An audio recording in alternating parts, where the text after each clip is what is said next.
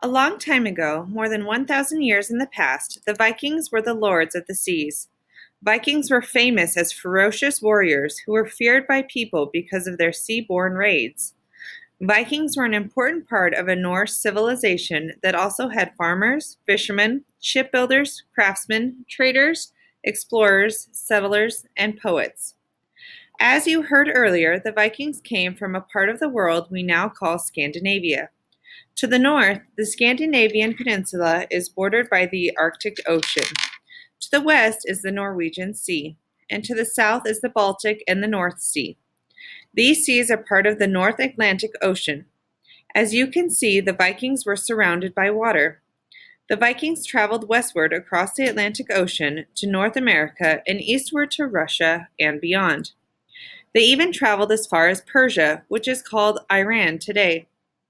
They left a deep imprint on many parts of Europe and surrounding islands, and they established settlements in Iceland, Greenland, and Vinland, which is now called Newfoundland. Some of those places still bear the names they were given by the Vikings more than 1,000 years ago. Viking expansion was made possible by their magnificent long ships.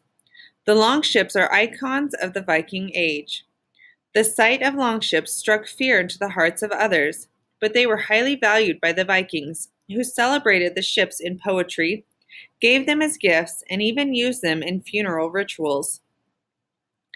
The exact causes of the Vikings' expansion during this time remain mysterious.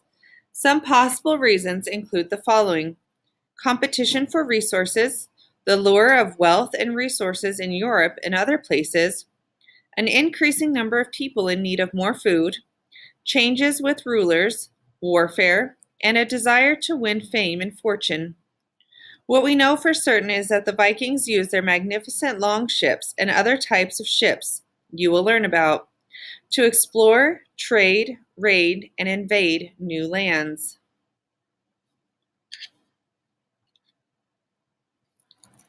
When the Vikings first ventured away from Scandinavia, in their longships, they raided and plundered foreign settlements, terrifying the local inhabitants. Vikings were also called Norsemen, which means Northmen. This name came from the people they raided who were living in England and other parts of Europe. After these raids, the Vikings returned home again with their plundered goods. Over time, however, the Vikings began to settle in and sometimes conquer the lands they had raided and plundered. The Vikings or Norsemen began regular raids on Ireland, England, and other parts of Europe, including present-day Spain, France, Germany, and Russia. Viking warriors were known to kill without mercy and would steal anything of value, including people who could be used as slaves. However, Vikings didn't just raid and steal, they also traded. Their cargo ships carrying items from their home like fish, furs, timber, walrus ivory, and hides and woolen cloth sailed on major rivers across Europe and into Russia. They traded these items for silver or for things they did not have in their homeland. Did you know that the Vikings set foot in what is now called North America long before Christopher Columbus did? As you heard earlier, after sailing to Iceland, the Vikings traveled all the way to the large island of Greenland and then to the much smaller island of Vinland, which is now called Newfoundland. Newfoundland is a part of the North American country of Canada. The Vikings were able to sail to these faraway places because they were such expert shipbuilders and navigators.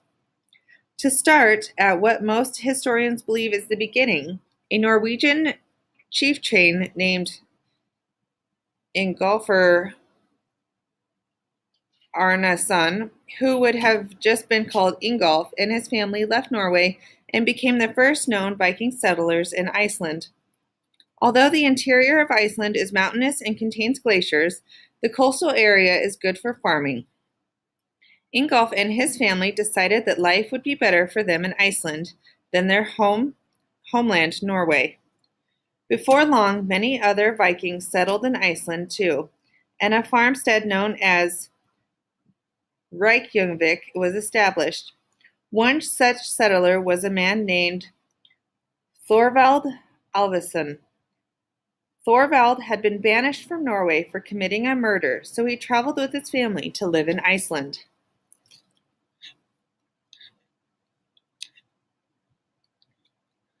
Thorvald had a son who went by the name Eric the Red. Eric the Red was born in Norway, but because of his father's banishment, he grew up in Iceland. As an adult, Eric the Red was also convicted of murder and banished from Iceland for 3 years. Eric sailed west from Iceland on his voyage. Eric the Red came to a huge yet little-known island that he later named Greenland. During his banishment, Eric the Red spent several years exploring Greenland, identifying good settlement sites. Although much of Greenland is covered in ice, parts of the southwest, with deep fjords, valleys, and rivers, proved to be good for Norse farming and settlement. We are told that Eric called this new place Greenland in the hope that the name would encourage people to settle there.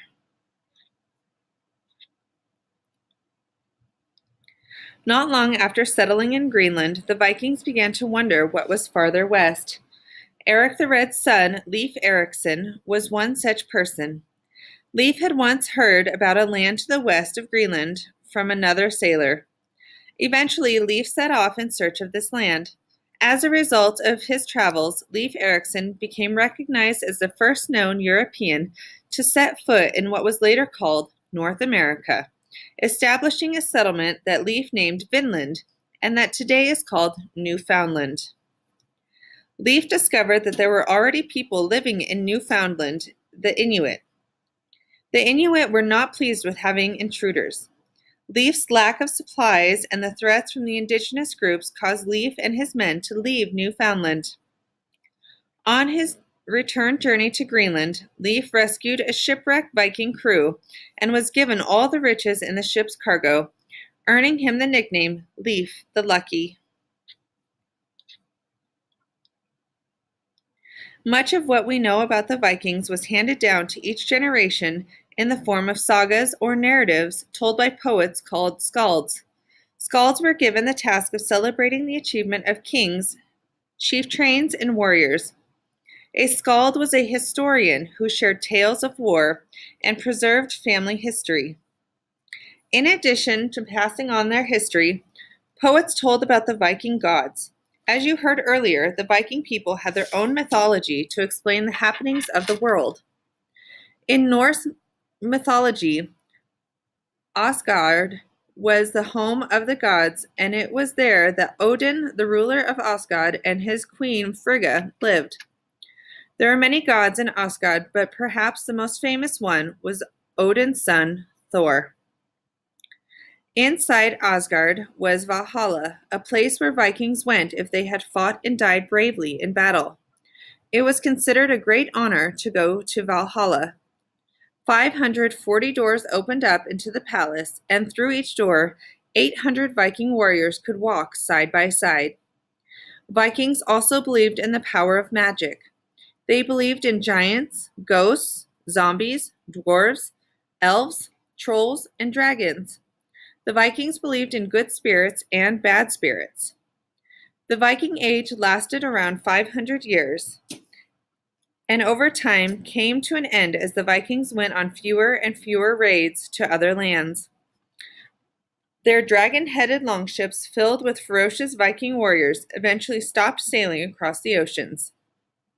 Several factors may have caused the Viking Age to come to an end, including Europeans building hard-to-raid fortresses and castles, more Norse owning their own small farms and needing to stay home to tend their farms, some Norse practicing Christianity, a religion which teaches it is wrong to steal from and hurt others. Even though the Viking Age ended, the Norse people continued on and still exist today. They are known as Danes, Swedes, Norwegians, Icelanders, and Greenlanders.